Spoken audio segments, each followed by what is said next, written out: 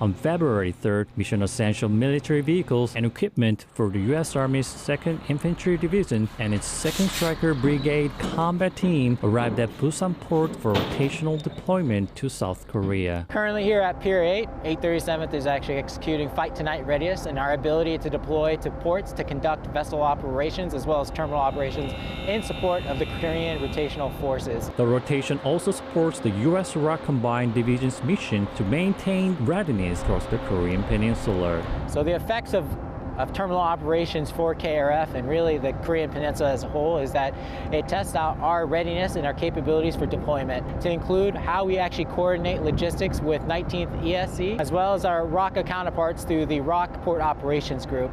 We always have to come together to coordinate the effective strength of our logistics to ensure that we have what we need for onward movement.